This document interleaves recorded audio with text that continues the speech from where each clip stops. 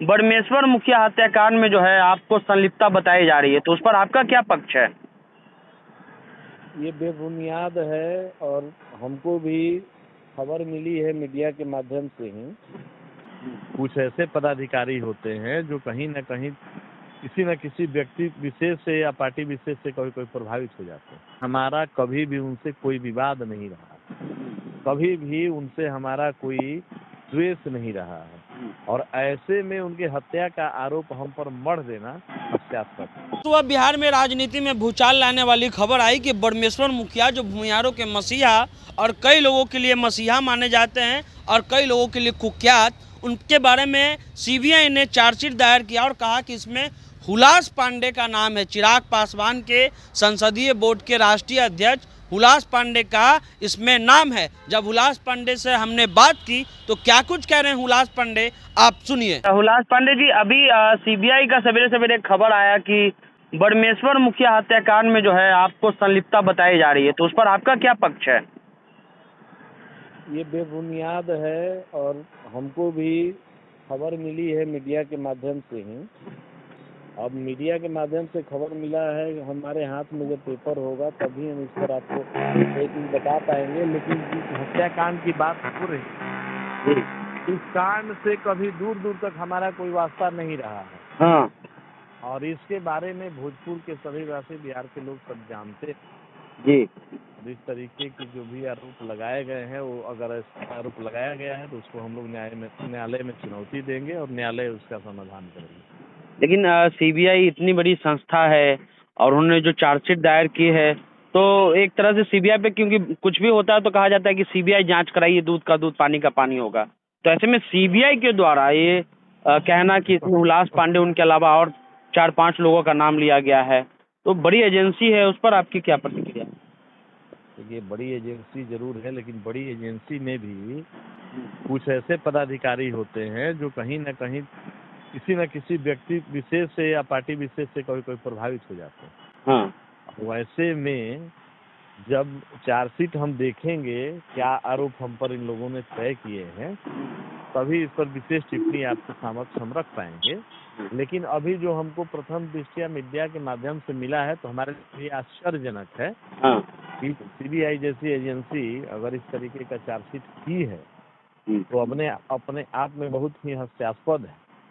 और इसके लिए हम लोग न्यायालय में जाएंगे और न्यायालय में अपना पक्ष रखेंगे। बड़मेश्वर मुखिया से कभी आपकी मुलाकात या उनकी विचारधारा को मतलब कैसे आप जानते हैं? क्योंकि ये कई वर्ग के लिए सम्मानित भी रहे हैं, कई वर्ग के लिए कहा जाता है कि कुख्यात भी बताया गया, तो आपके नज़र में बड़मेश्वर मुखिया कैसे थे? देखिए, हमारे नज़र से किसी व्यक्ति का व्यक्तित्व तो नहीं बदलता है और किसी के नज़र से या किसी के टिप्पणी से व्यक्ति का व्यक्तित्व तो नहीं बदल, लेकिन हमारा कभी भी उनसे कोई विवाद नहीं रहा, कभी भी उनसे हमारा कोई द्वेष नहीं रहा है, और ऐसे में उनके हत्या का आरोप हम पर मढ़ देना हास्यास्पद है। आपके पार्टी आपके साथ है या कोई पार्टी के नेता से फोन आया या कुछ भी ऐसा? क्योंकि सवाल जवाब तब होगा, आपकी पार्टी के प्रवक्ताओं को खोजा जाएगा, पूछा जाएगा। बिल्कुल बिल्कुल खोजा जाएगा, पूछा जाएगा, और पार्टी के प्रवक्ता भी अपना पक्ष रखेंगे। और जहां तक रही पार्टी का, तो ये पार्टी पर आरोप नहीं है, व्यक्ति पर आरोप है। हुलास पांडे पर आरोप है, तो हुलास पांडे आज संसदीय बोर्ड के लोजपार के अध्यक्ष हैं, लेकिन जबकि ये घटना है तब तो हम एमएलसी रहे हैं। हाँ। तो आरोप लग जाना पार्टी पर आरोप नहीं लगता है, ये व्यक्ति पर आरोप होता है, और इसमें पार्टी का कोई लेना देना नहीं होता है। लेकिन वैसे में हमारे पार्टी के सभी पदाधिकारी इस बात को गंभीरता से लेते। चलिए हुलास पांडे जी, आप अभी पटना में हैं, नहीं हैं? नहीं, पटना हम कल आ जाएंगे, पटना में भी है नहीं, कल आ जाएंगे। चलिए ठीक है, आपका भी पक्ष जो है, क्योंकि एक तरफा न्यूज अगर जाए तो सही नहीं है। फिलहाल आप पटना में आइए तो सर आपसे फिर मिल करके बात होगी। हाँ, एकदम बिल्कुल बिल्कुल बिल्कुल आइए सर जी, स्वागत है। और ये सब चीज तो आप लोग व्यक्तिगत तौर पे कम से कम आप लोग बढ़िया से जानते हैं। हाँ। ये अब चुनाव का समय आया हाँ है, और राजनीति का कोण बनाने का प्रयास किया जाएगा। लेकिन क्या है कि सूरज पश्चिम से नहीं ना उगा दीजिएगा साहब, कागज पर बना दीजिएगा तो उससे सूरज हो जाएगा। कागज पर बना देने से नहीं न सत्य हो जाता है। हाँ हाँ भोजपुर की जनता आम आवाम से पूछिए, हाँ। सबको पता है।